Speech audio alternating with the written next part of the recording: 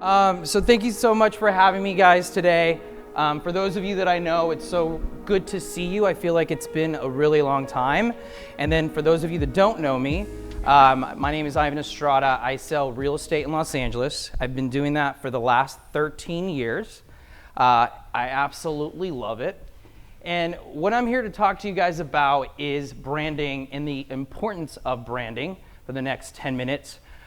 So I am super excited because I have a milestone coming very soon, actually November 16th, the release of my first book called Brand with Purpose. And it's out in major release. Thank you. It's right there.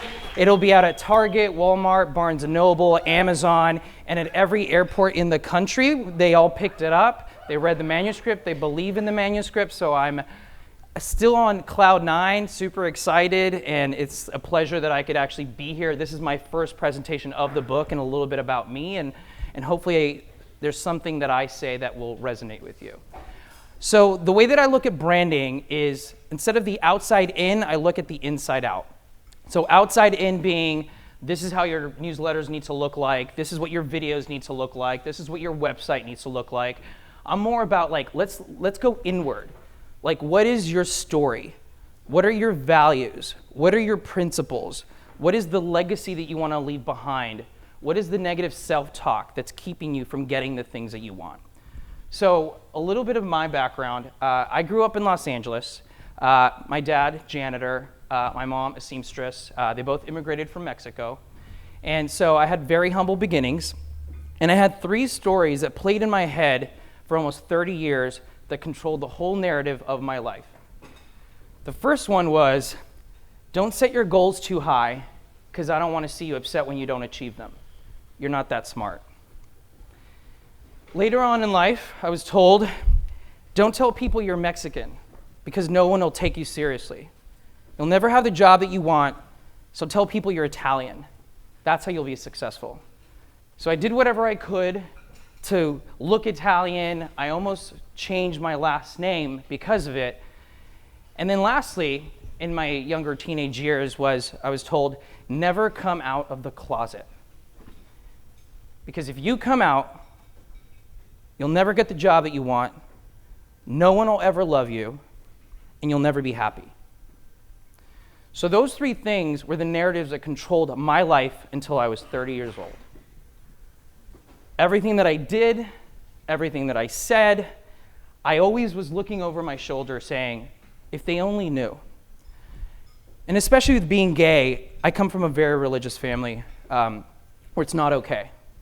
I prayed every single day. I would go to church every Sunday and pray to God, please get rid of this. Like, why me? Like, why did you make me gay? Because if I come out, I will lose the most important thing to me, and that's my mom and that's my dad. And unfortunately, that's what ended up happening. I was homeless for a while. I didn't have a connection with my parents. And that led me towards another path of not really knowing who I was. I wasn't showing up. I wasn't being authentic. I was building a brand based on, you'll see. I'm going to be so successful. You'll see. I'm going to beat you. You'll see. Just negativity after negativity after negativity. That unfortunately led to alcoholism, my addiction. That was my only way out, was drinking. I would drink to escape. I would drink to fit in. Because as a kid, I was that nerdy kid that people would poke fun at. And all I wanted my whole life was, I just want to fit in. I just want to be like you. I want to be part of the cool crowd. I want to be liked. I want to be loved. I want to know what happiness really feels like. And so for the longest time, I lived this fake life. I gave people the show that they wanted me to be. I gave you, well, you want me to be this for you? Fine, I'll give you that. In relationships, what do you want me to be? You want me to be that person? Sure, I'll give you that too. So that led me to being just completely miserable and not having a purpose. I didn't know what my purpose was. I was selling real estate. I was super successful. But at the same time, I felt, is that it? Is that it? Like, I'm making great money. That's awesome. But I'm miserable. I'm ashamed of where I came from. I'm ashamed of my beginnings. I'm ashamed of what my parents do for a living. I'm ashamed of being Mexican. I'm ashamed of being gay. I lie to everyone to be accepted. And so that led me to this whole road of self-discovery, to the point where I hit a wall and I said, either something really bad is going to happen or I'm going to die. I'm going to drink myself to death, and that's going to be it. That'll be my legacy. And so I had this moment at the beach. I was about 30 years old, and I had a conversation with God. And the longest time I was like, he's out of my life. You made me gay. I'm angry with you. Because of you, I don't talk to my family. Because of you, I don't have this. Because of you, it's like I'm in a cycle. I'm in this constant cycle of not feeling good enough. And I had this like enlightening moment of like, wait, like, why am I letting these things affect my life, right? This was the brand that I was putting out. It was a completely inauthentic brand. And so, being that we're in Texas, I literally took the bull by the horns, and I told myself, I can't do this alone. First and foremost, I need to stop drinking. I need to get help. I need a support group. I need people to help me. Second, I need to go and really explore my roots. Why am I so ashamed? What is it? I need to go and visit where my grandparents grew up, where they worked. I need to really have a conversation with my parents. Why did you kick me out of the house? I was homeless. Why would you do that? You said you loved me so much. Why would you kick me out? And so this was a 4-year process of really getting to know who I was. Because the guy in the mirror that I would see every single day was a guy I did not like. I didn't love myself. I really didn't. On the outside, everyone saw the real estate and the car and the house and all the fun stuff, but on the inside, I was dying. And so after a ton of hard work, self-discovery, exercises, mentors, family, friends, I was finally able to really look at myself and love myself for who I was and not be ashamed and not have that shame drag me down year after year after year. And so this book is my journey. This is my journey of what I did to get out of that process, out of that negative mindset that was completely pushing me down. From the things that I wanted, from the things that I knew that I deserved, for the life and legacy that I wanted to leave. And this is not just my story. I had some incredible people that I interviewed for the book. This was a 3-year process. And for Wayne and Rebecca, writing a book, you guys know what that's like, right? And where is Rebecca? You really dive deep, right? You go into those thoughts. You go into your subconscious. You figure out, why did I do that? Why did I say that? Why did I let that simple comment get to me for so many years and put me down?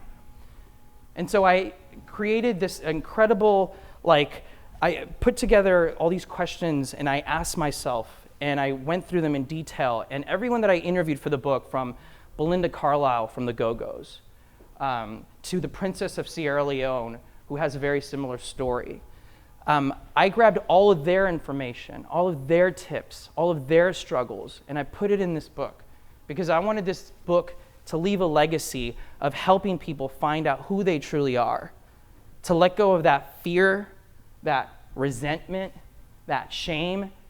Because at the end of the day, our brand is what people say about us when we leave the room. What do you want people to say about you, about your business?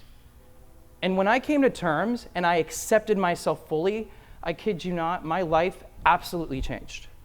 I walked into a room with courage and confidence, and my clients and my friends and my family said, "What are you doing? What is this?" I had to face my biggest fear, and that was myself. And once I did that, everything else just moved out to the wayside. And so this book is not just a branding and marketing book. Yes, we talk about networking and social media and what's your story, what's your differentiator, what's the legacy that you want to leave behind.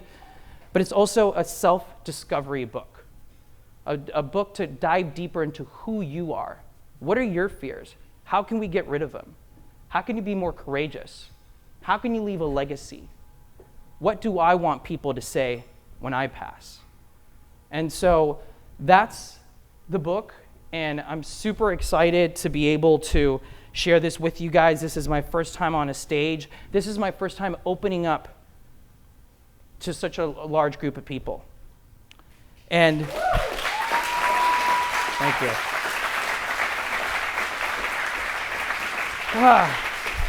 Thank you. And so, to end things off, this cover means a lot to me because, I feel like we're all kind of, the artists of our own life. We all have a palette. We all have the same colors. But we're the ones who decide what our cover is going to be. Like, we get a page every single day to color that book how we want to color it. Not what other people want us to do. Not other people's narratives, but our own narrative. And that's what the cover means to me. And I hope that when you read it, that it helps you brand with courage and with strength and with gratitude and with love and with, most importantly, with purpose. So that's it. Thank you, guys.